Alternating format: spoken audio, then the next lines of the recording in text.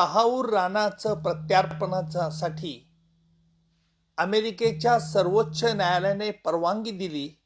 हा भारत सरकारच्या कूटनीतीचं मोठं यश असं मी मानतो. प्रामुख्याने यातील दोन बाबी महत्वाच्या आहेत. पहिली बाब म्हणजे तहाऊर हुसेन राणा याने अमेरिकेच्या न्यायालयात असा बचाव घेतला होता की त्याला भारत सरकार ज्या आरोपाखाली त्याची मागणी करत आहे त्याच आरोपाकरता शिकागो कोर्टाने त्याला यापूर्वी शिक्षा ठोठावलेली आहे. त्यामुळे अमेरिकेच्या कायद्यानुसार अर्थात भारतातील डबल जिओपार्डी यानुसार त्याला भारतामध्ये पाठवण्यात येऊ नये हा एक बचाव केला होता. अमेरिकन प्रशासनाने संपूर्ण तपासून त्याच्या बचावात तथ्य नाही अशा प्रकारचा पवित्रा अमेरिकेच्या सर्वोच्च न्यायालयात घेतला होता. अमेरिकेच्या सर्वोच्च न्यायालयाने ते रिव्ह्यू पिटिशन जे दाखल केलं होतं ते फेटाळून लावलेलं आहे. त्यामुळे तहाऊर राणाला भारतात येण्याचा मार्ग मोकळा झालाय. यातील महत्वाची दुसरी बाब म्हणजे अशी की अमेरिकन प्रशासनाने ट्रम्प सरकारने आल्यानंतर जे काही महत्वाचे निर्णयासाठी ऑर्डिनन्स काढले होते त्या ऑर्डिनन्सद्वारा ह्या प्रकारच्या याला कुठेही स्थगिती दिली नाही.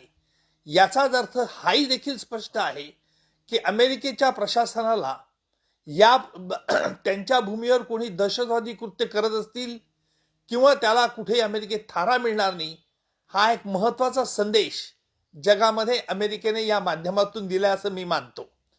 आता तिसरी महत्वाची बाब म्हणजे तहाऊर राणाला भारतात पाठवल्यानंतर अनेक गोष्टीचा खुलासा होण्याची शक्यता आहे.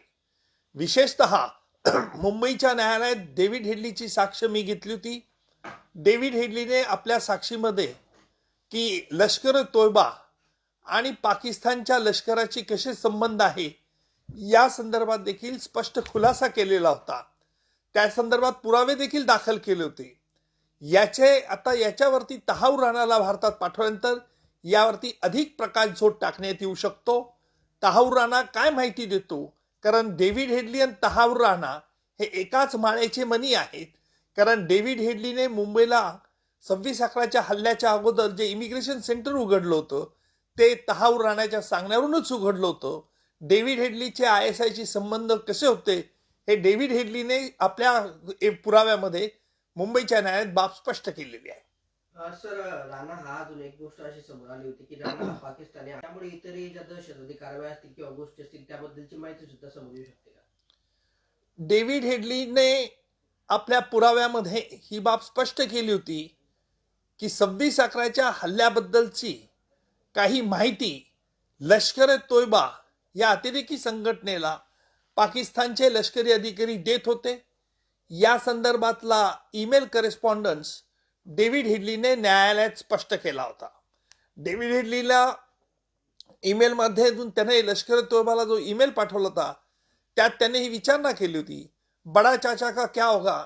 बडा चाचा म्हणजे हाफिज सईद का आणि छोटा चाचा का क्या होगा म्हणजे झकीरुल रहमान लखवीचा.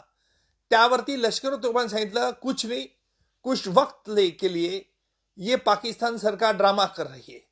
याचाच अर्थ असा की हाफिज सईद आणि झकीर रहमानची 26/11च्या हल्ल्यानंतर झालेली अटक ही जनतेच्या मनात धुळफेक करण्याकरता होती. हे डेव्हिड हेडलीच्या पुराव्यावरून स्पष्ट होतं. तहाऊर राणाला पाठवल्यामुळे आणखी पाकिस्तानच्या आर्मीच्या आणि याचे काय संबंध आहेत ही देखील बाब स्पष्ट होईल. कारण तहाऊर राणा हा देखील पाकिस्तानच्या आर्मीमध्ये डॉक्टर होता आणि त्याला ही बाब सगळी माहिती होती असा स्पष्ट खुलासा अंदाज देखील काढता येतो. आणि त्याच्यामुळे तहाऊर राणाचं प्रत्यार्पण हे भारताच्या दृष्टिकोनातून फार महत्वाचं ठरेल.